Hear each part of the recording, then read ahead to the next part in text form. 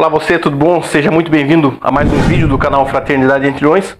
No vídeo de hoje, a gente vai falar sobre dois assuntos que são muito delicados, dois assuntos que são muito complexos. Para isso, eu trouxe um especialista que é o padre Edivaldo Ferreira. Tudo bom, padre? Tudo bem. Seja muito bem-vindo ao nosso canal. A gente vai falar hoje sobre armas e sobre religiosidade. Padre, o senhor é coordenador regional do ProArmas em Joinville e é também padre da Igreja Católica Apostólica Brasileira. Isso mesmo. Como é que surgiu esse interesse, essa vocação do senhor por ser padre? Bom, na verdade eu decidi ser padre, eu tinha 7 anos, né, de idade. Foi uma decisão, né, pela idade foi uma decisão muito madura na época, né, porque tudo surgiu na verdade com encantamento. Eu acho que a grande parte se encanta, assim como muitos jovens se encantam por ser policiais, por ver ali a questão da farda, aquela coisa toda. A mesma coisa o sacerdócio, eu acho que a grande parte desperta através disso. Você vê ali a beleza da missa, a beleza da liturgia, das vestes, tudo aquilo encanta muito, né, a nós. E obviamente isso é apenas o estupim de uma vocação que já é plantada no coração, então apenas ela é despertada, né? E comigo foi assim, foi dessa forma, foi vendo a beleza da liturgia, foi indo com a minha família lá para o Santuário de Aparecida, que é muito famoso, né, que foi me despertando essa vocação. Então depois, obviamente, eu tive contatos com outras, como que eu posso dizer, outras áreas, né, da sociedade, segmentos da sociedade. Fui locutor voz padrão de rodeio em Minas, isso eu não falei para ti também, né? Então fui do meio da comunicação um bom tempo ali na minha adolescência, e depois somente ali entre 15 anos que eu decidi realmente sair de casa, deixar minha família, né? Sou natural de Minas Gerais, então deixei minha família toda lá em Minas Gerais para poder seguir a vocação, né? Então foi assim que ela surgiu, né? E de lá para cá, graças a Deus, ela veio cada vez mais, veio sendo fomentada, sendo despertada, né? Porque como que eu posso dizer, é algo que é despertado em nós, mas precisa ser diariamente, né, inflamado dentro do nosso coração para a gente poder seguir, né? E graças a Deus isso tem acontecido comigo. Já vou ir para janeiro de 2023, vou fazer 5 anos já de padre, de sacerdote. Então, tenho aí uma caminhadinha. Ao todo de vida religiosa tenho 7 anos, mais o diaconato, então é um tempinho, né, pela minha idade. Já que o senhor tocou no assunto, como é que funciona o diaconato? Não conheci isso. Os graus são assim, o processo é assim: primeiro você entra como vocacionado, você é um vocacionado, você tem um desejo, a vontade, você vai ser acompanhado, né, nesse período vocacional, que cada diocese, cada instituição, hoje a gente tem aí uma diversidade religiosa muito grande. Existem, além da nossa igreja, que é autônoma, o Vaticano, também tem outras igrejas também nacionais no Brasil, no mundo todo, que também são autônomas, né, independentes, e cada uma tem o seu regramento, mas basicamente é sempre dessa forma. É o vocacionado, ele fica naquele período vocacional, depois ele é admitido como seminarista, aí sim ele começa oficialmente a sua caminhada. Como seminarista, ele recebe 2 ministérios, que é o de leitor e o de acólito.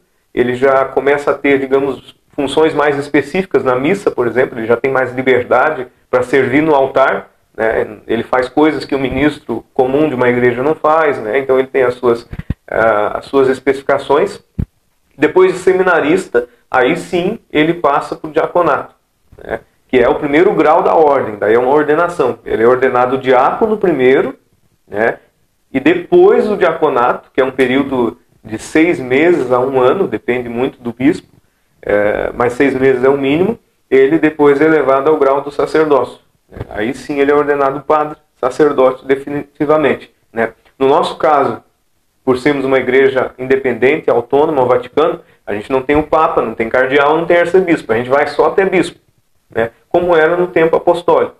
Os apóstolos, na época quando saíram evangelizando, eles eram bispos daquelas igrejas. Tanto é que existe a igreja de Jerusalém, a igreja de Antioquia e tudo mais, que também foram se separando depois, né? Nós aqui hoje no Ocidente conhecemos como a maior a igreja romana, que tem sede em Roma, né? Mas lá no Oriente existem outras denominações religiosas que também tiveram, digamos ali, a presença de outros apóstolos ali que construíram elas, né? Então nós vamos apenas até bispo. Então eu hoje como sacerdote, o próximo grau a galgar seria o episcopado, que é o grau de bispo. Que tem um outro processo também, né? É necessário na nossa instituição ter 10 anos de sacerdócio, né? Ter 33 anos de idade é o mínimo. Aí sim, depois de todo o processo, a comunidade vota no processo do bispo, é um pouquinho diferente, né? Na Igreja Católica Romana, que citando para fazer um comparativo, lá o povo não vota para a eleição de um bispo. É o Papa que consulta os demais bispos e escolhem o padre fulano de tal, ele nomeia, pronto, esse vai ser o bispo. No nosso caso, não. No nosso caso, o processo começa na comunidade. Então, o povo, todas as pessoas que formam a comunidade diocesana, onde está precisando de um bispo, vai votar no nome daquele sujeito, daquele cidadão, para elevar ele ao grau de bispo. Né? Então, o povo votou, reúne toda aquela documentação e se manda para o Conselho Episcopal, o Conselho manda para o Concílio, aí são órgãos administrativos que a Igreja tem. O Concílio Nacional é o órgão supremo dela, então ele que delibera em matéria de fé, matéria administrativa, eleição de bispo, tudo é o concílio que faz, né? Mas o interessante de tudo isso é que começa na comunidade, começa no povo. Então, digamos que é um processo democrático. Pois é interessante que é uma igreja que eu não conheço esse processo democrático aí de participação popular. Exatamente. Então, se faz tudo isso, leva para o concílio, aí sim são os bispos que estão no concílio, que são todos os bispos da instituição. Hoje a gente deve ter cerca de 70 e poucos bispos, mais ou menos, no Brasil e no mundo. Nós temos missões já em 22 países no exterior, então ela cresceu muito. Embora seja uma instituição nova, ela é de 45, 77 anos, né? Vai fazer 77 anos esse ano. Mas ela já tem uma estrutura já muito bem montada, né? Que faz com que ela consiga gerenciar. Na verdade, como uma empresa. Como qualquer outra instituição, ela tem a sua estrutura.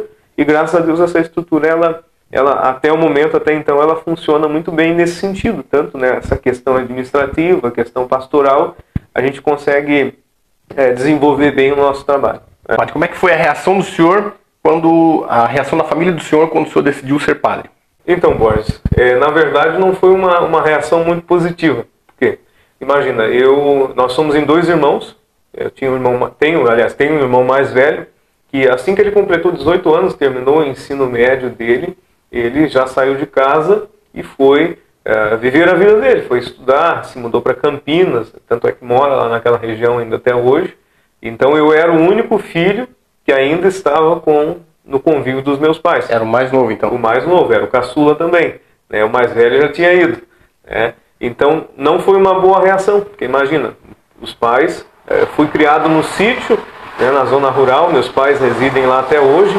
Então imagine, o único filho deles que estava com ele, o caçula, aquele que foi criado com todas as dificuldades, tive problema de saúde, tive sopro cardíaco quando era criança, então nasci com sopro cardíaco, né? Então meus pais acompanharam todo o meu tratamento, então sempre fui o xodó dos pais, né? E de repente ele decide sair de casa,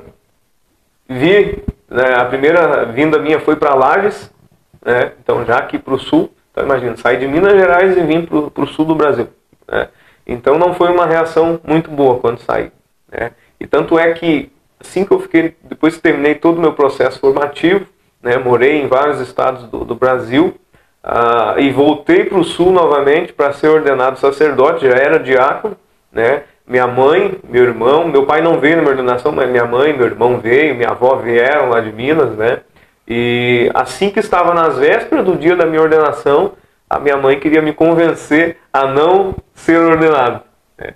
Ela dizia assim, não, mas que isso, larga isso daí, vamos voltar lá para Minas com a gente, né? É isso mesmo que você quer, né? Então me indagando, né? Tipo, querendo me induzir a desistir, né? Mas não ia desistir de forma nenhuma, né? Como não desistir, né? Então não foi uma reação muito positiva. Mas hoje em dia, obviamente, aceitaram, entenderam, né? O meu irmão era totalmente contra. Hoje ele me respeita pra caramba, né? Então ele já tem uma visão diferente, ele vê que realmente aquele desejo daquele menino que talvez não tinha consciência daquilo que estava querendo para si, né? Hoje realmente se concretizou e era de fato aquilo lá que era para ter acontecido, como de fato aconteceu. Qual que foi a maior dificuldade que o senhor encontrou durante essa caminhada aí, na condição de padre? Eu acho que a maior dificuldade de todo padre, de todo religioso, né, de religioso, seja um pastor, seja um padre, enfim, um líder religioso, é a incompreensão das pessoas. Por quê? Porque nós somos seres humanos como qualquer pessoa é. Né? Eu acho que no meio da segurança também é a mesma coisa, a incompreensão. Sim, a gente como um super-homem, né? Exatamente. Então essa incompreensão de que podemos falhar, podemos cometer erros, podemos pecar como qualquer pessoa peca, né? Eu sempre costumo brincar que a gente só não peca quando está dormindo, que a gente está no nosso subconsciente, a gente nem sabe o que está acontecendo, mas o restante dos momentos a gente está pecando a toda hora, né? Mas temos essa fragilidade, como qualquer pessoa tem, entende? Então, por isso que eu sempre digo, sempre falo na grande parte das minhas pregações, né? Eu falo, sigam Jesus, sigam o que Ele está dizendo, não me siga, porque se vocês me seguirem, pode ser que hoje não, mas pode ser que amanhã vocês se decepcionem comigo. Né? E hoje às vezes as pessoas têm mania, né? Existem muitos padres artistas pelo Brasil. Né? As pessoas ficam doidas, né? A manhãzada, quando vê um Fábio de Mello, a turma ficam louca.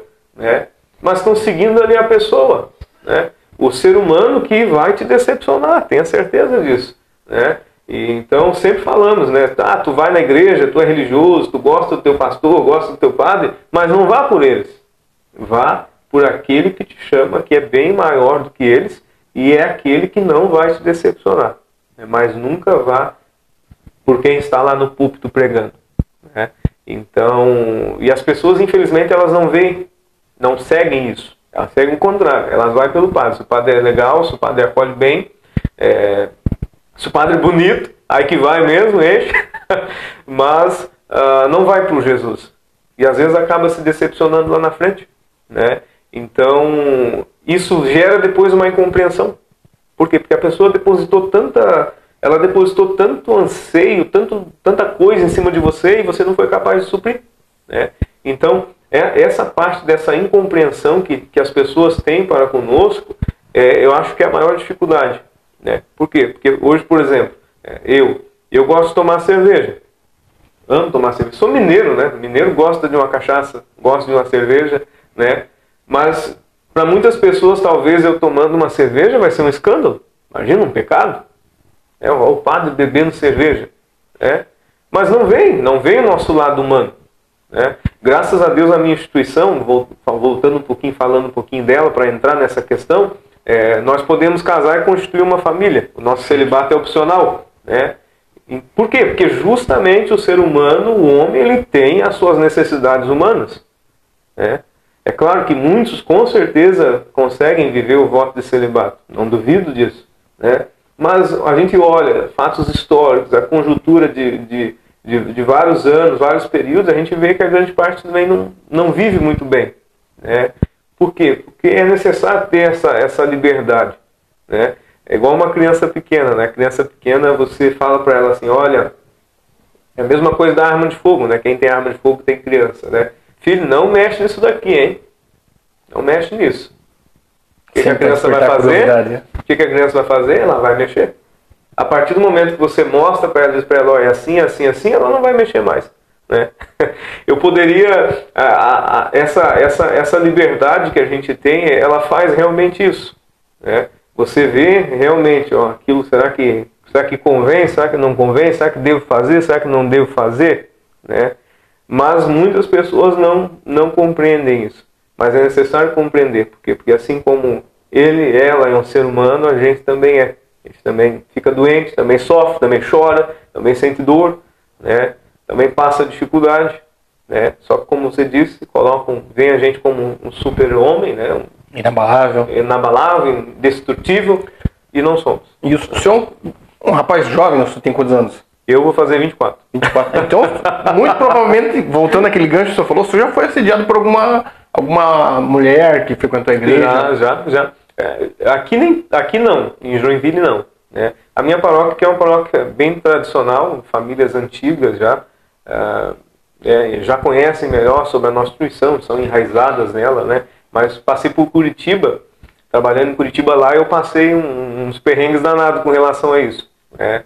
Então, às vezes vinha mulheres, às vezes com roupa decotada e tudo mais, na fila para oração, para comunhão, sabe? E sempre vinha na mesma pessoa, sabe? Sempre era o mesmo padre, o mesmo diácono para poder fazer. A gente já via ali, obviamente, a malícia da pessoa, né? Já indo ali com segundas intenções. Então passamos bastante dificuldade nesse sentido. Quase todos, acredito, que passam nesse sentido, né? Então, a gente tem que ter a sabedoria, né, de filtrar. Não é porque eu também posso ter um relacionamento, posso casar, que eu vou banalizar, né, algo que é sagrado.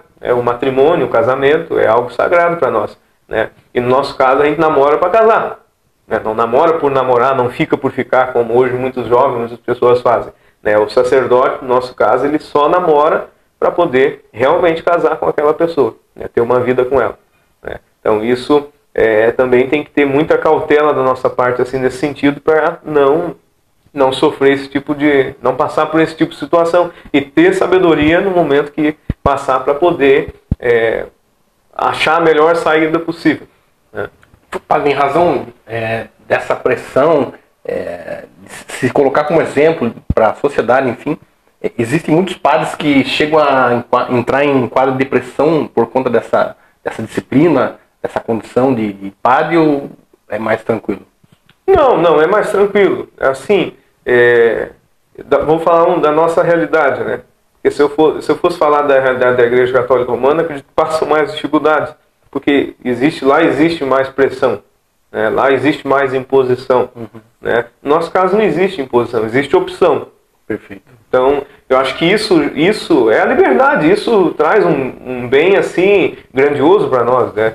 O livre-arbítrio foi um dos bens mais sagrados que Deus nos deu, foi o livre-arbítrio, que é a liberdade de escolha, né? Então, acho que isso faz com que a gente possa se sentir melhor, ter uma condição de vida melhor, né? A gente pode ter um trabalho civil, então a gente não fica, se nós, obviamente, se tivermos condições de dividir, além do trabalho pastoral da igreja, um trabalho civil, enfim, professor, advogado e tudo mais, então isso faz com que a gente também, em certos momentos, desvincule tanto a função de religioso para exercer uma função civil. Então isso também faz com que a nossa mente se esvazie um pouco, né? Porque, querendo ou não, é um trabalho cansativo. Você lidar com as pessoas, você ouvir as pessoas, isso cansa. Cansa, nem tanto fisicamente, mas psicologicamente cansa muito. Se você não cuidar, obviamente vai ficar doente. Deve cansar muito, porque as pessoas é como a polícia também, né? A gente também tem... As pessoas trazem muitos problemas pra gente.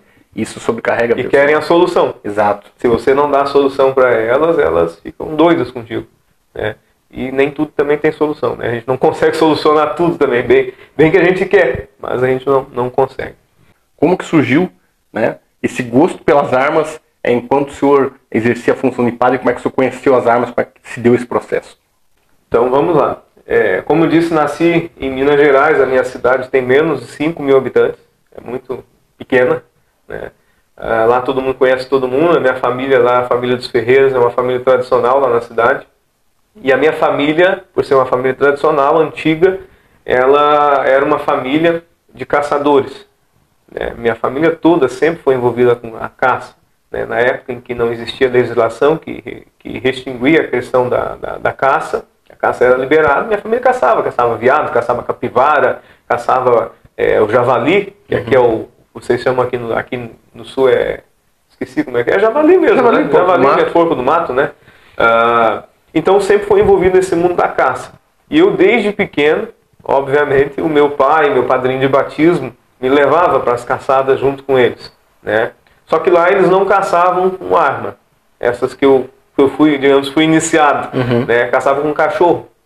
Soltava os cachorros, o cachorro ia atrás da capivara, derrubava ela na água, a gente andava correndo para frente no rio, armava uma rede, lá eles chamam de covo, de um lado para o outro do rio, e ficava com a fisga esperando a capivara vir.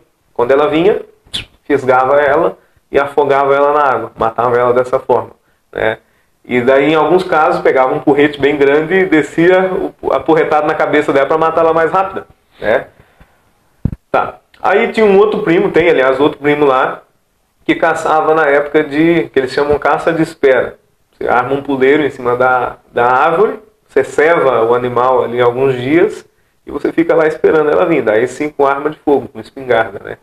E um dia o meu primo me levou para ir numa caçada dessa.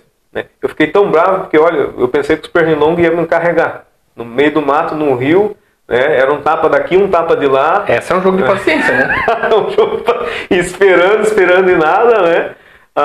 Enfim, naquele dia a gente conseguiu, a gente derrubou uma paca, não foi nem uma capivara, foi uma paquinha, né? Enfim, fomos, e depois continuei indo outras vezes com ele, e daí que eu fui me aproximando do mundo das armas, a partir dele, essa experiência. Aí um dia, eu tinha, acho que de 9 a 10 anos, eu descobri que o meu avô tinha um revólver em casa.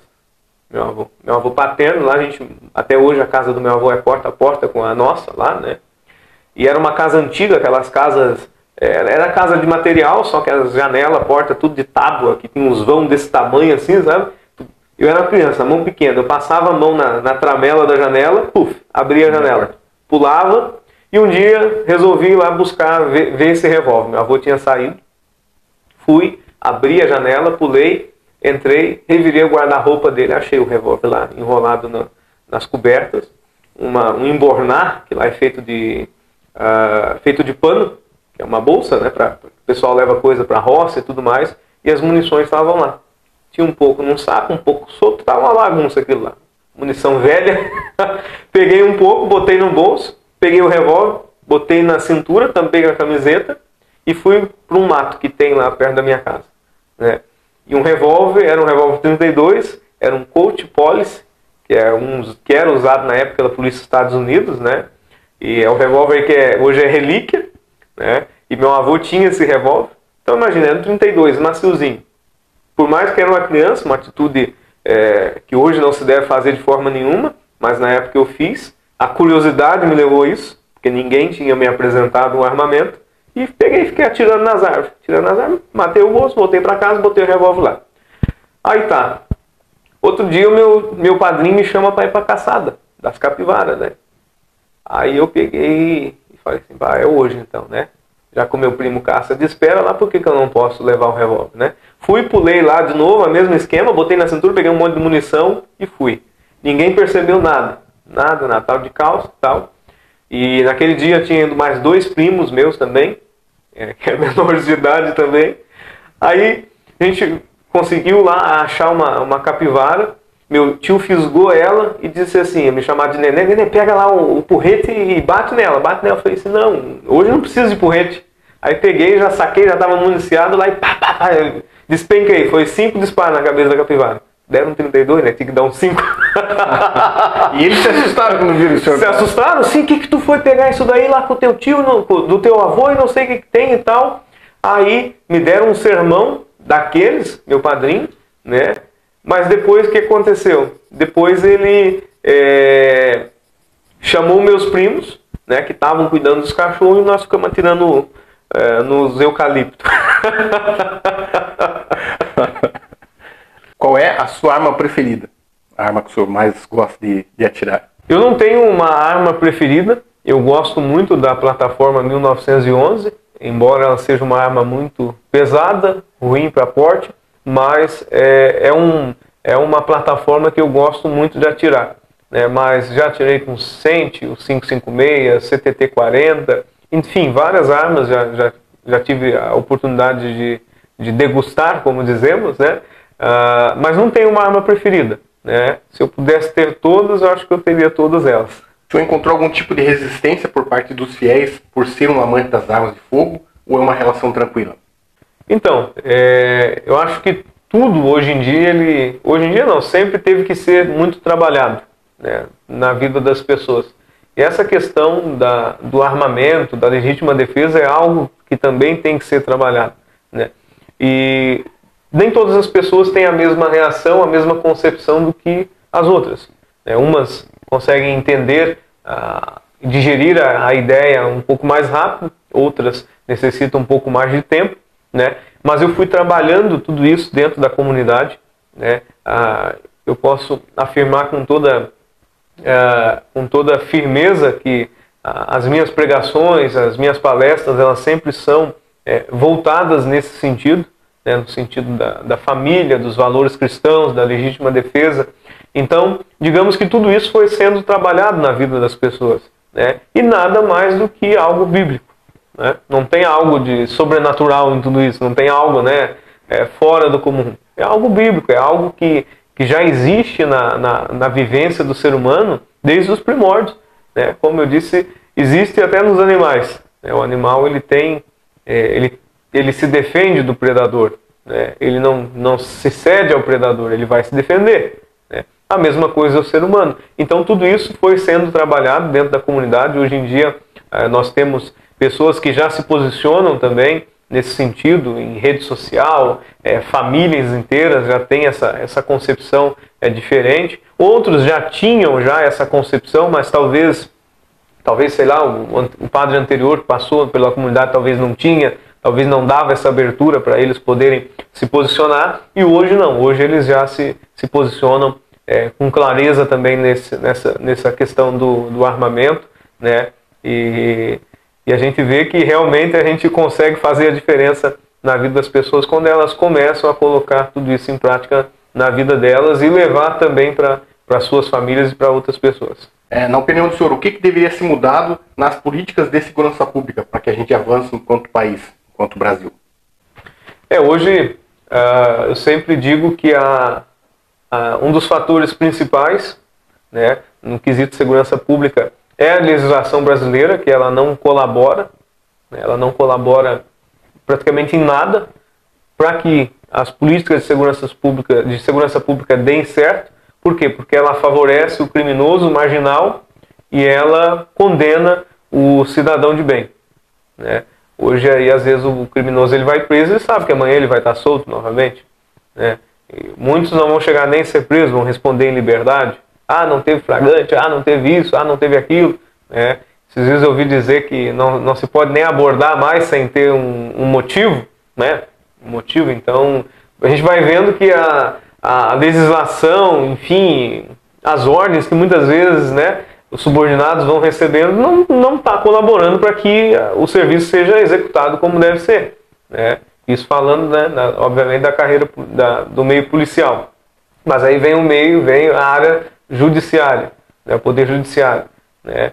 Então, que também, meu Deus, é falho pra cacete nesse sentido.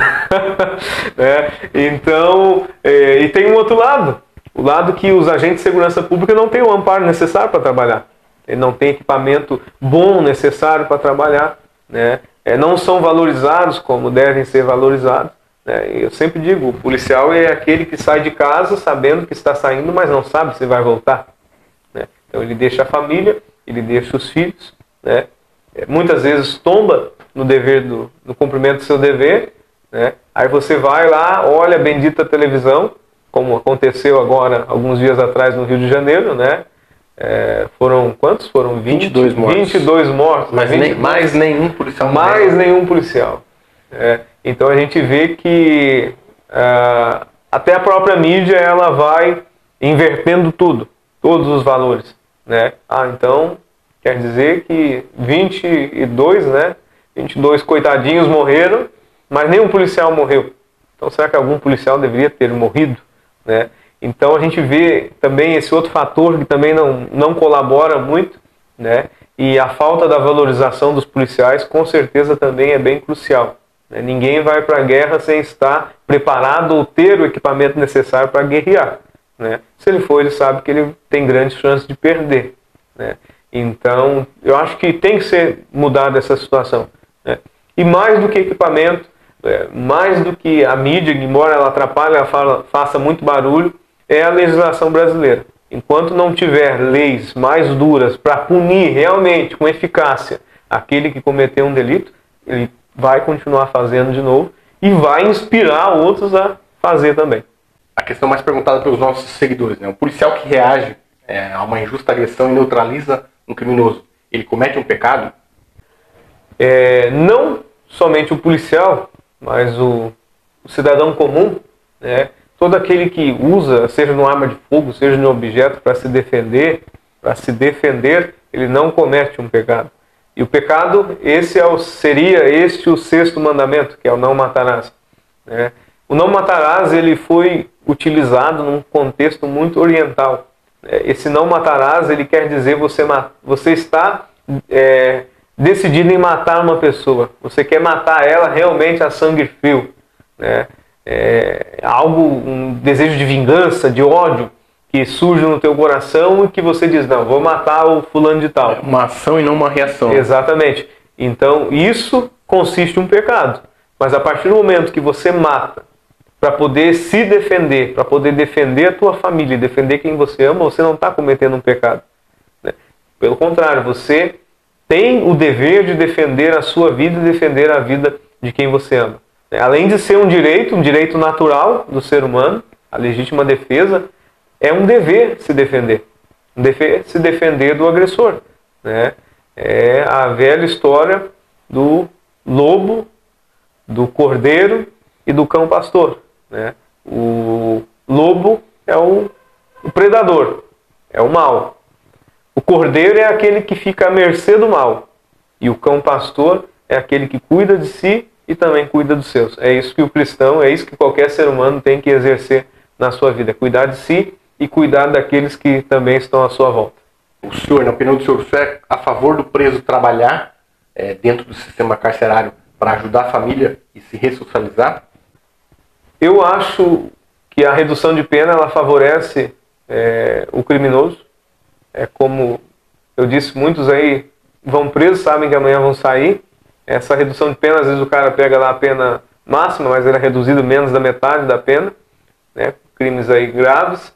E muitas vezes ele vai para lá sabendo que ele vai ter essa chance. Né? É claro que eu não posso também generalizar, mas a gente sabe que a grande parte é assim. Né? Existe uma pesquisa aí de um órgão federal que foi feita em 2020. Ele levantou uns dados de 2019 a 2020 que quase 50% dos presos que foram liberados das penitenciárias reincidiram em crimes novamente, nesse período de um ano. Então a gente vê que algo está falho ali. Né? E a prisão, a cadeia, ela serve para poder punir. Para poder punir. Né? Enquanto aquela pessoa não for punida por aquilo que ela cometeu, ela vai continuar fazendo e vai, como eu disse, incitar outros a fazer também. Né? Então eu não sou favorável à redução de pena. Eu sou favorável ao trabalho, sim. Eu acho que já passou da hora, na verdade, de nós, contribuintes, continuarmos a pagar todas as despesas que gera uma cadeia, uma penitenciária, que gera todo esse sistema. Né? Eu não faço ideia de quanto custa um preso para o Estado mensal, mas deve ser um valor bem alto, com toda certeza. E o sistema, hoje em dia, ele é sobrecarregado também, na grande parte aí dos estados. Então é uma grande massa, isso gera uma despesa, é um dinheiro que talvez poderia estar indo aí para, sei lá, para a saúde, para a educação, para a segurança pública, mas está sendo aplicado todo ali. Então eu acho que eles deveriam trabalhar para pagar as suas despesas ali dentro, né?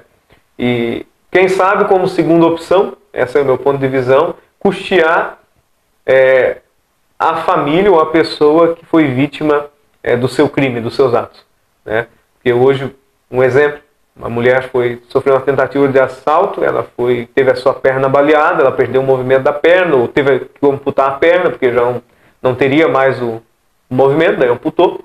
Mas ela poderia comprar, por exemplo, uma perna mecânica. Mas a família dela não tem dinheiro para comprar essa perna mecânica. Mas o SUS não tem como comprar essa perna mecânica. Né? As ONGs que muitas vezes fazem doação, não tem, é fila de espera. Por que o dinheiro que esse preso porventura venha receber do seu trabalho dentro de uma penitenciária industrial, aqui no caso de Joinville, por exemplo, pudesse ser utilizado para pagar o tratamento de saúde dessa vítima? Não ia recuperar a perna dela, não iria recuperar a vida que ela tinha anteriormente, mas iria amenizar o sofrimento dela. Porque só quem passa é vítima de um crime sabe o trauma, sabe a dor que fica na pessoa, além do mais quando ela sofre algo físico dentro no seu corpo. Não vai ser mais a mesma pessoa. Então eu acho que através desse trabalho talvez poderia-se amenizar o sofrimento da vítima. Na opinião do senhor, o sistema carcerário hoje, na condição que ele está, ele tem condições de ressocializar algum ser humano ou não? A gente precisa melhorar algumas coisas. É como eu disse, na realidade eu vejo que não consegue. essa reincidência aí de criminalidade aí em 2019, 2020, ela é muito grande, quase 50%, né?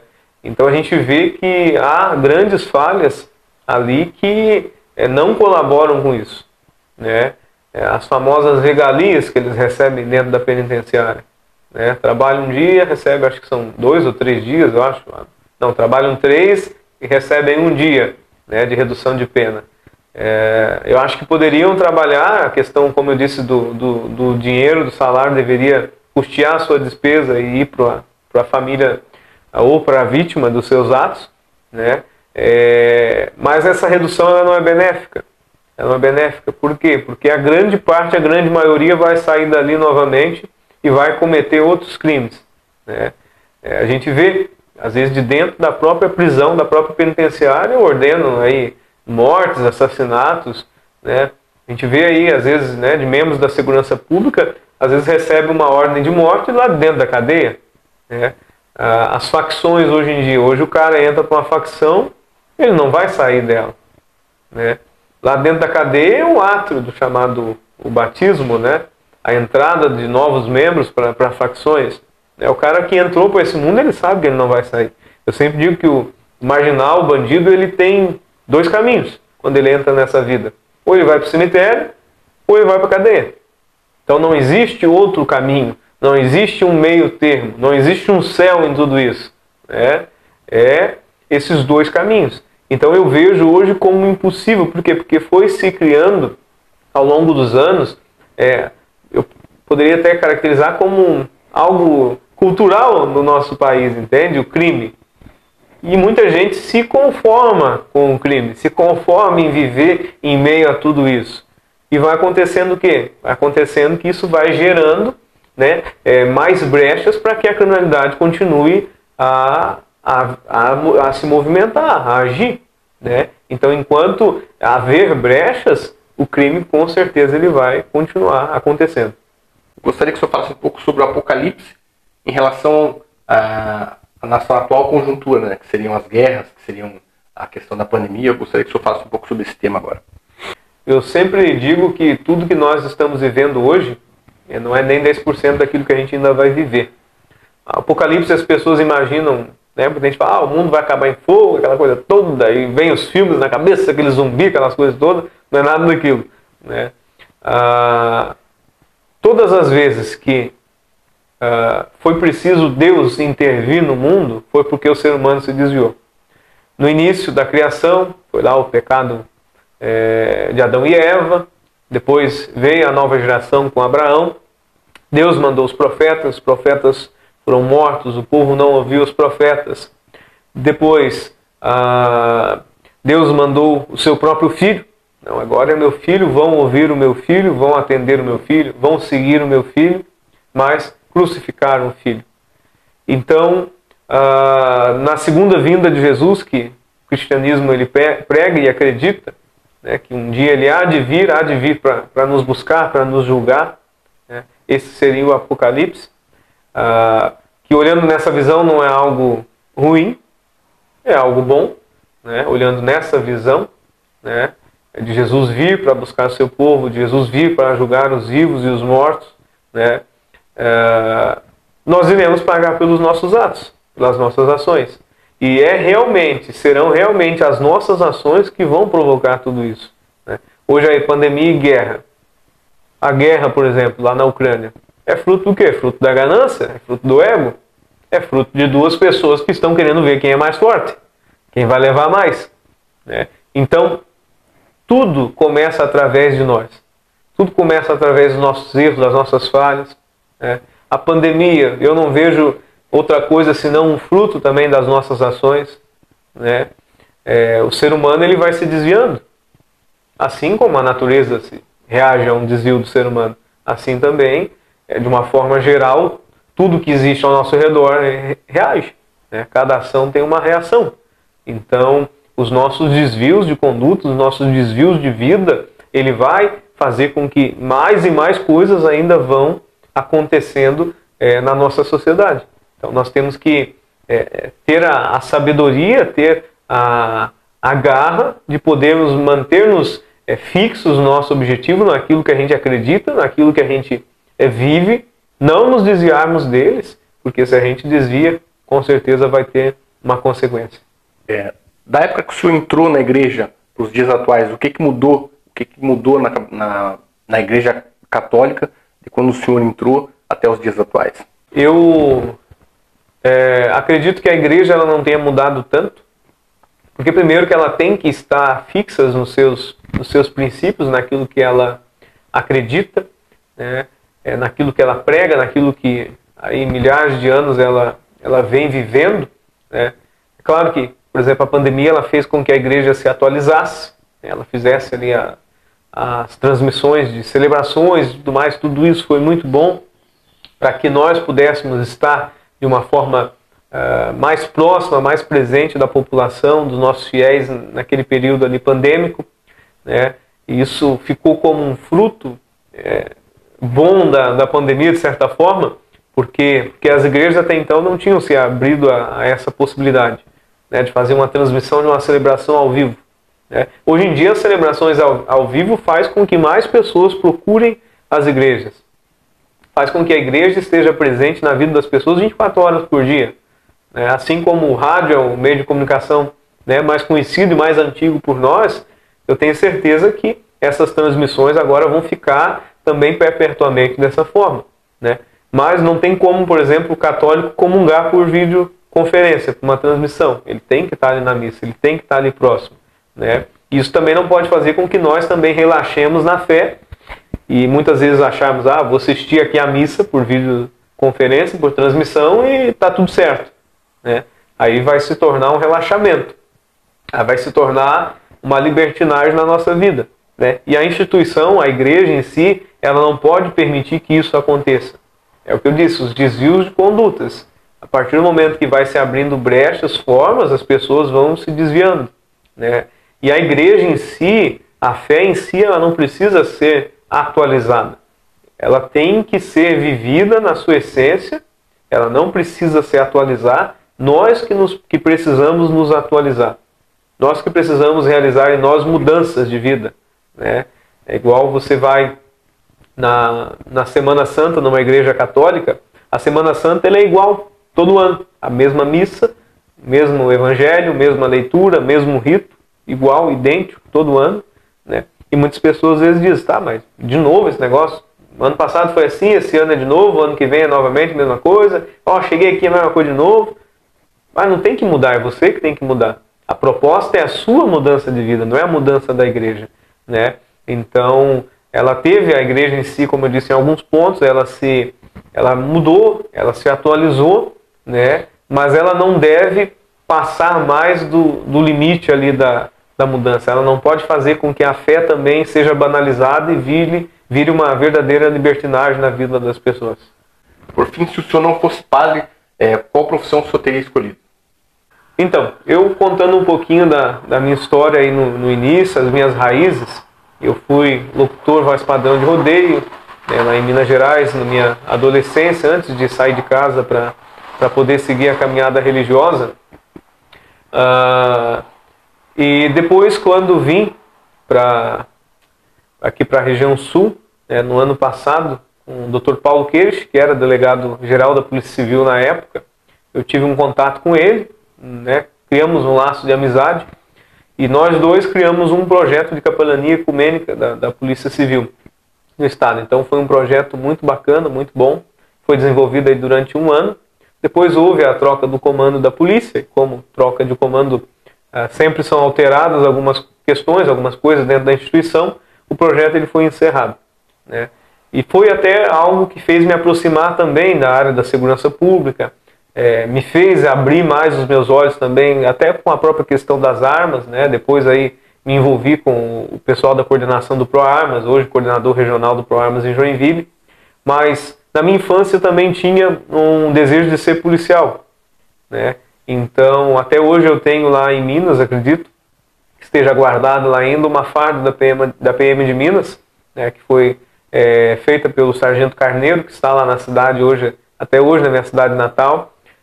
Então eu acho com toda certeza que se eu não tivesse sido ordenado padre, se eu não tivesse iniciado essa caminhada, eu acredito que hoje eu seria policial, né? E se eu pudesse hoje escolher, talvez eu seria policial, né? E tenho ainda o desejo, a vontade, né, de quem sabe no próximo edital também estar prestando concurso para a área de capelania da Polícia Militar aqui em Santa Catarina, né? Então poderei unir aí duas paixões que eu tenho, né? E terei, creio eu, uma missão dupla, né? De salvar vidas e salvar almas. Com certeza, vamos estar juntos nessa caminhada. Então, padre, para quem busca um apoio espiritual, um conselho, onde é que as pessoas podem encontrar o senhor, tanto nas redes sociais como na sua paróquia? Então, o meu Instagram é o @Padre Edivaldo Ferreira, Edivaldo com I, Padre Edivaldo Ferreira. O Instagram da nossa paróquia, Paróquia Sagrada Família e Cabe, né? Aliás, Sagrada Família e Cabe, o nosso Instagram. A página do Facebook, Instagram também, ali é o mesmo usuário, né? Para você poder estar pesquisando também no Facebook, no Instagram também nós temos essas redes sociais. E ali no Instagram da paróquia, especificamente, você vai encontrar todos os horários, o nosso telefone, o nosso WhatsApp também, celebrações, enfim, tudo você encontra lá no Instagram da nossa paróquia. É uma forma de você poder estar mais conectado conosco e estar nos procurando também, né, para atendimento, para orientação, para oração, para visita, né? E bem rapidamente, os nossos horários de celebrações é na quarta-feira, às 7 da noite, e todo domingo, 9 horas da manhã, a Santa Missa Dominical. A nossa paróquia ela fica na rua Afonso Luiz Schwartz, número 36, no bairro Iririú, ali nos fundos do cemitério São Sebastião, da rua Papa João 23, bem fácil, né, bem localizado lá para você estar nos visitando e nos conhecendo. Rapaziada, o vídeo era esse, eu espero que você tenha gostado. Se você gostou, não esquece de se inscrever no nosso canal. Inscreva-se também na página do Padre Edivaldo. Padre, gostaria de agradecer o senhor imensamente. Obrigado por ter participado do nosso canal. E é isso aí. Um grande abraço e até a próxima.